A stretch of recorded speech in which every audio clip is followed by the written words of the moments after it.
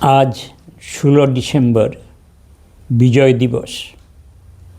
ভারতের ইতিহাসে, প্রকৃতপক্ষে স্বাধীন ভারতের ইতিহাসে এমন স্বর্ণখচিত দিন আর আসেনি।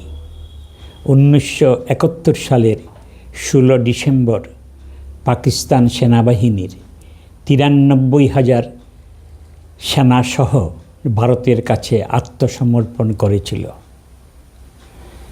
ভারত স্বাধীনতার পর বারবার আক্রান্ত হয়েছে এবং যুদ্ধে জড়িয়েছে।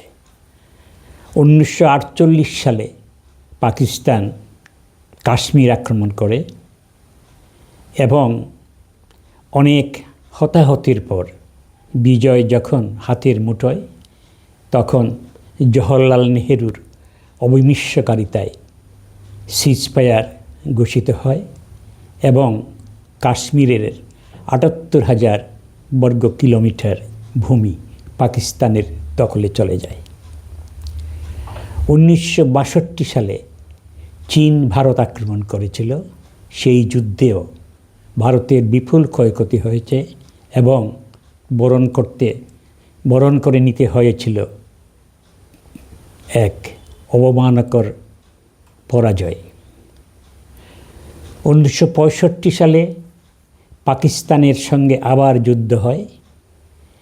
সেই যুদ্ধে মার্কিন সহায়তা নিয়ে পাক বাহিনী ভারতের উপর ঝাঁপিয়ে পড়েছিল।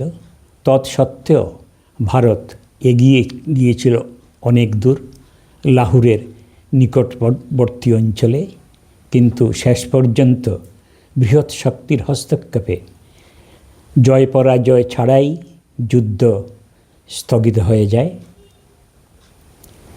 তৎপরবর্তী সময়ে 1971 সালে পাকিস্তানের সঙ্গে যে যুদ্ধ, সেইটাই ছিল সত্যিকার অর্থে সিদ্ধান্তসূচক।